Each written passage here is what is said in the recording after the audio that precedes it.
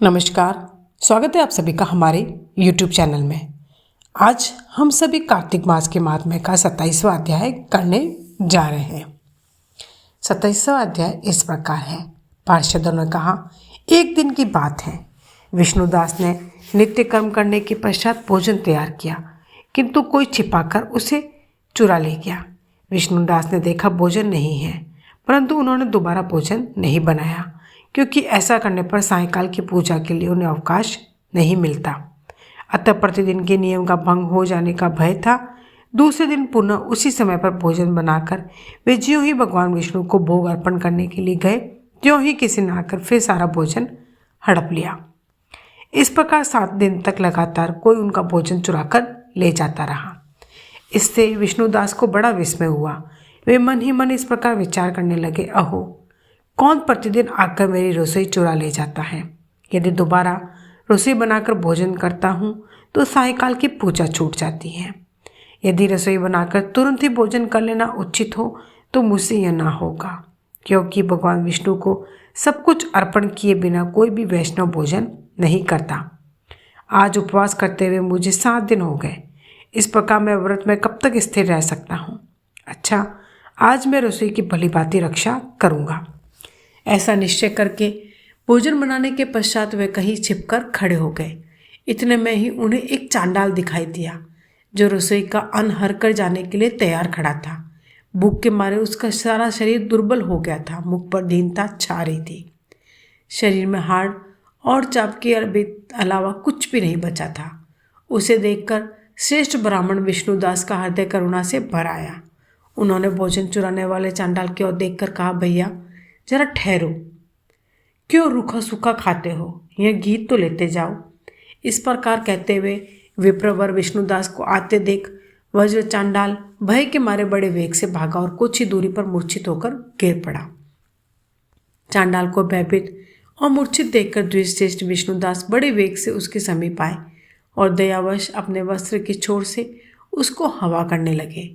तदंतर जब वह उठकर खड़ा हुआ तब विष्णुदास ने देखा, वहाँ चांडाल नहीं है, बल्कि साक्षात नारायण ही शंख, चक्र और गदा धारण की सामने उपस्थित है।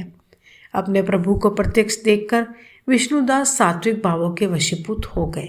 वे स्तुति और नमस्कार करने में भी समर्थ ना हो सके। तब भगवान ने सात्विक व्रत का पालन करने वाले अपने भक्त विष्णुदास को छाती से लगा लिया और उन्हें अपने जैसा रूप देकर वैकुंठ धाम को ले चले। उस समय यज्ञ में दीक्षित हुए राजा चोल ने देखा, विष्णुदास एक श्रेष्ठ विमान पर बैठकर भगवान विष्णु के समीप जा रहे हैं।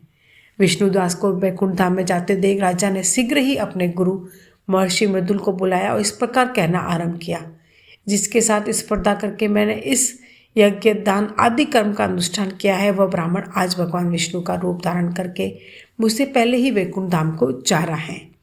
मैंने इस वैष्णव धाम में भली भांति दीक्षित होकर अग्नि में हवन किया और दान आदि के द्वारा ब्राह्मणों का मनोरथ पूर्ण किया, तथापि अभी तक भगवान विष्णु मुझ पर प्रसन्न नहीं हुए और इस विष्णुदास को केवल भक्ति के ही कारण श्री हरि ने प्रत्यक्ष दर्शन दिया है।